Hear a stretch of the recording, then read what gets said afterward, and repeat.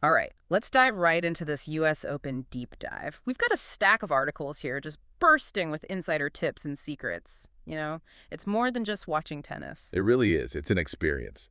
And we're going to make sure you navigate it like a pro. Whether you're a first-timer or a seasoned fan, we've got the intel to maximize your U.S. Open adventure. Love it. Okay, first things first, the articles mention the 25 Open schedule, August 25th to September 6th. Pretty short, right? Yeah, it's a tight window, which means planning is key. The U.S. Open is famous for selling out, especially those prime sessions everyone wants to see. Makes sense. So let's talk ticket strategy. One article highlighted session 21, the women's singles semifinals, as a great value. What's the inside scoop there? That's a pro tip right there. Think about it. A full day of incredible tennis, often at a slightly lower price point than, say, the men's semifinals or the finals. It's all about maximizing that tennis per dollar ratio. Love that. Maximizing the tennis per dollar. I'm writing that down. Okay, but let's say you're going for the hottest ticket in town, the men's final.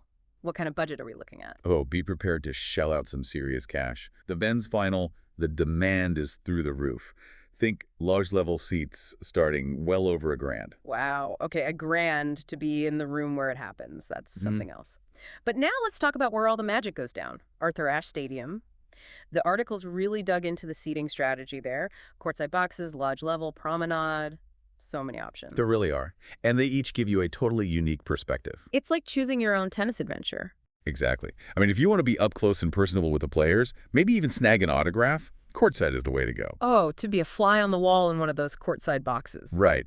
But that does come with a pretty hefty price tag. Yeah, I bet. I imagine those seats are for serious tennis enthusiasts with deep pockets.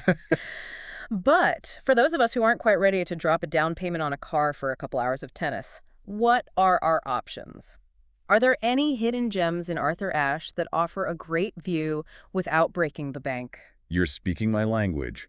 There are some real steals if you know where to look. The articles highlighted Lodge 134 as a bit of a hidden gem. They often have surprisingly good views, often comparable to baseline seats, and get this, they can be a fraction of the cost. Okay, Lodge 134, I'm taking notes. Good views, easier on the wallet. And did you say something about shade earlier? Oh, yeah.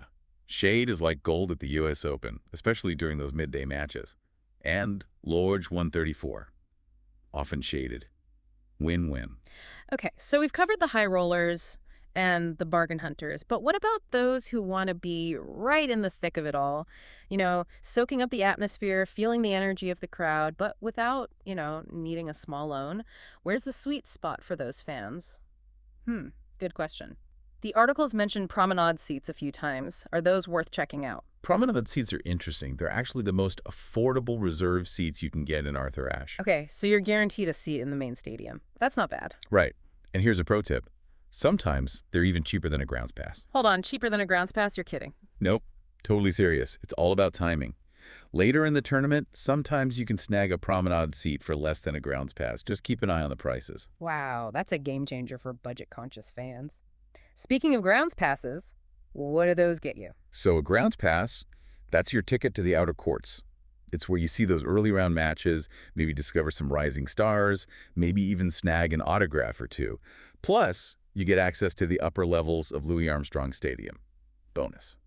It sounds like a great way to soak up the whole atmosphere, especially in those early rounds when, honestly, anything can happen. Exactly. You really feel the energy of the tournament. It's electric. Although, keep in mind, after the first 8 days, grounds passes are off the table. So timing is key if you're thinking that route. Good to know. Strategize those early days for maximum tennis fun. All right, we've talked tickets, we've talked seating, but the articles also mention some, well, let's call them pro tips. Little insider things that can really elevate the whole experience. Anything stand out to you? Well, aside from that Lodge 134 seating gem, there was one thing that really stuck with me. Orientation. It sounds simple, but it can make all the difference, especially for those daytime matches. West is best. West is best? All right, now you have to explain that one. Think about it. It's the middle of the day, the sun is blazing. Do you want to be baking in the stands or enjoying some sweet, sweet shade? Shade is essential. Nobody wants to tend to sunburn. Exactly. And the west side of Arthur Ashe, that's where you'll find it. Trust me, your skin will thank you. Noted. Shade on the west side. All right, we've covered tickets, seating, even a bit about beating the heat. Now let's talk about what everyone really wants to know. The food. One article couldn't stop raving about something called a honeydeuce. Ah, yes. The honeydews. It's not just a drink, it's a U.S. Open institution. Almost 500,000 of those things are sold every year. 500,000. Wow. Okay, I have to ask, what's in it? Well, you've got Grey Goose vodka, Fancy. very on brand for the U.S. Open, and then lemonade, a touch of raspberry liqueur, and to top it all off, a little honeydew melon garnish. Mm. Super Instagrammable. It sounds delicious, but let's be real. We're talking stadium prices here. How much does one of these honeydeuces set you back? Let's just say it's an investment. Last year, they were going for about $23 a pop. $23 for a cocktail. Oof, that's... You got to factor it into the budget. It's part of the experience. And speaking of the experience, you know how we were saying the U.S. Open is more than just a tennis tournament? Oh, absolutely. It's got that whole festival vibe. Yes. There's music, food stalls everywhere, amazing people watching. You might even spot a celebrity or two. Now that's what I'm talking about. Okay, so much to see, so much to do. Where do you even begin? Should you try to catch a match on every single court? Hit up every food stall? It can be a lot, right? Like you have to do it AOL or you're missing out. It's easy to get caught up in that, for sure. Mm-hmm. I think the key is have a plan, but hold it loosely. Yeah. Know who you really want to see, what courts you want to hit, but don't overschedule yourself. Leave some room for wandering around, stumbling upon something unexpected. That's part of the fun. That's such a good point. It's easy to get swept up in FOMO, but building in some downtime is key. Absolutely. The grounds are huge. You want to actually enjoy the matches, not be completely wiped by day two. For real. Okay, before we let everyone run off to buy their tickets, let's talk logistics for a sec. The articles mention transportation to the U.S. Open can be, let's just say, interesting. What are we thinking? Best options for navigating that chaos? Public transportation is going to be your best friend. The 7 train, classic, or the Long Island Railroad. Both drop you off right there, a short walk to the tennis center. Yeah, makes sense. Driving to a major sporting event, always a gamble. Total gamble, especially when you factor in traffic and then good luck finding parking. And forget about ride shares after those evening matches, right? Hertz pricing for days. Oh, guaranteed. Like clockwork. If you're set on a rideshare, I'd say pre-book your ride back before you even head out. Just do it. Or embrace the subway. Become a New Yorker for the day. There you go. All right, expert speaker, this was amazing. So much great info to digest. Any final words of wisdom for our listeners before we send them off on their U.S. Open adventures? Just remember, it's more than just tennis. Embrace the energy. Check out those outer courts. You'll be surprised by what you see.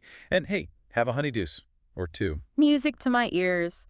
Okay, so quick recap for everyone. Plan ahead, but stay flexible. Prioritize what matters most to you, and most importantly, enjoy the experience. It's the U.S. Open. This has been The Deep Dive, your guide to experiencing the Open like a true tennis insider. We'll see you on the court.